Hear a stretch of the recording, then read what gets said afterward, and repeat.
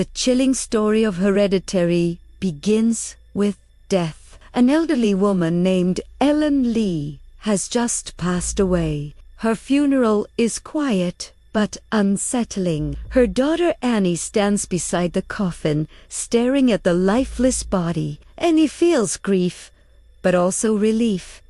Their relationship had never been loving. Ellen was secretive and controlling. At the funeral, Annie notices several strangers staring intensely at her family. Their faces are unfamiliar. After the funeral, life slowly returns to routine, but the house feels different, heavier, almost watched. Annie works as a miniature artist, creating extremely detailed models of rooms and moments from her life. Her art is disturbing because many of the models recreate painful memories. She tries to control her trauma. Her husband Steve is patient and calm, always trying to support the family. Their teenage son Peter lives mostly in his own world, distracted by friends and school. Their younger daughter Charlie, however, is different from everyone else.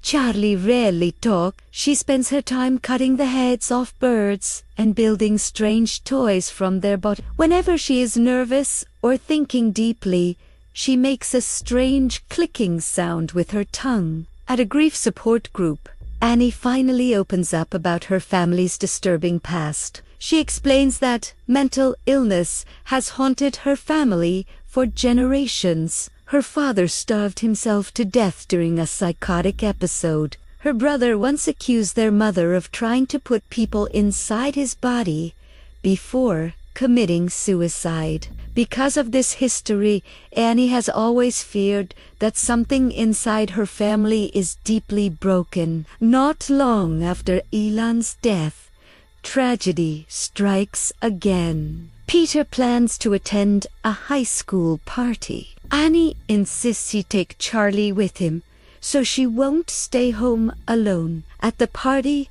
Charlie feels uncomfortable around the loud teenagers. She wanders into the kitchen. Someone has baked a chocolate cake filled with nuts. Charlie eats a piece. Without realizing, she is allergic. Soon her throat begins to close.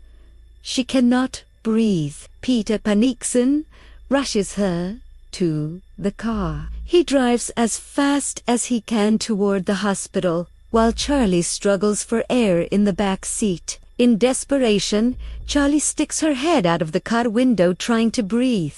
Suddenly, Peter swerves to avoid a dead animal on the road. The car passes dangerously close to a telephone pole. Charlie's head slams into it.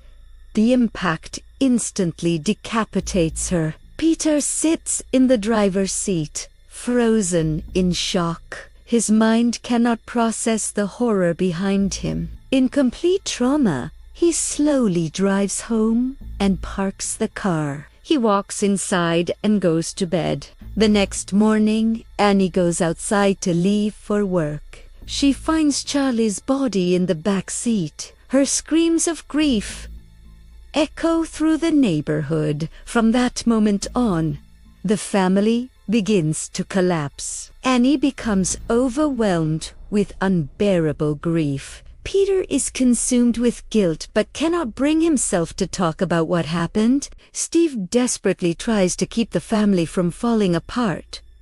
But something else has already begun inside the house. Peter starts hearing Charlie's clicking sound, and he begins seeing strange figures standing silently in the shadows. Objects move without explanation. Lights flicker. At night, Annie feels like someone is watching her from dark corners of the room. Soon, Annie meets a woman named Joan from her grief support group. Joan claims she has discovered a way to communicate with the dead. At first, Annie refuses to believe her, but Joan later demonstrates a seance that appears to allow her to speak with her dead grandson. Desperate to talk to Charlie again, Annie agrees to try the ritual. That night, Annie gathers Steve and Peter around the table and performs the seance. At first, nothing happens. Then the glass on the table suddenly moves. Charlie's notebook begins writing. Peter is suddenly thrown violently across the room by an unseen force. The family becomes terrified, but Annie believes Charlie's spirit is truly present. After this ritual, the supernatural activity becomes far more intense.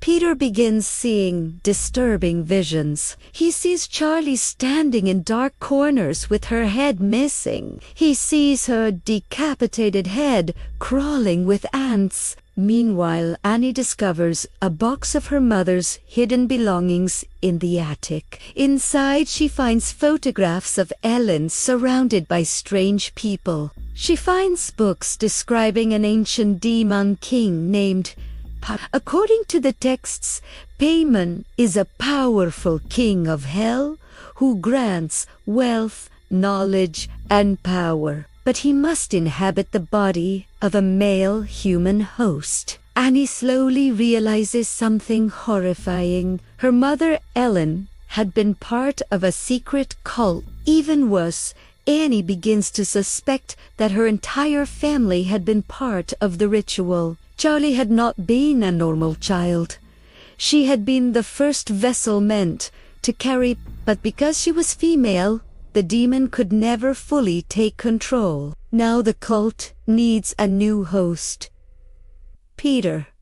The house becomes a nightmare. Peter wakes up one night and sees his mother silently floating. Another night, he hears Charlie's clicking sound echoing through the walls. When he investigates, he finds Annie crawling across the ceiling like a spider. Peter runs upstairs into the attic in terror. Inside the attic, he discovers the horrifying corpse of his grandmother, Ellen, surrounded by cult symbols. Behind him, Annie suddenly floats into the attic. Her eyes are completely empty. She picks up a piece of piano wire and begins sawing through her own neck. Blood pours down as she continues smiling. Peter screams as Annie slowly decapitates herself. Terrified beyond reason, Peter jumps through the attic window.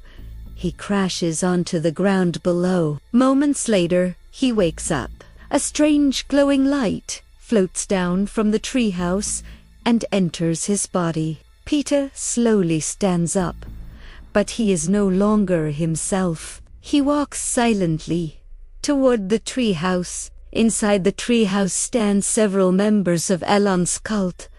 They bow down before him. On an altar sit the decapitated heads of Charlie and Annie. One cult member gently places a crown on Peter's head.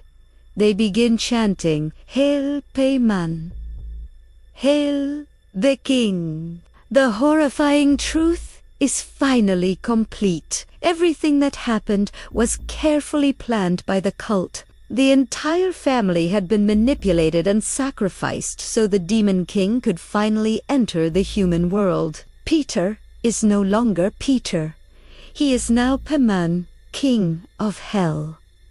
The cult kneels before their new ruler, and the story ends with evil completely victorious.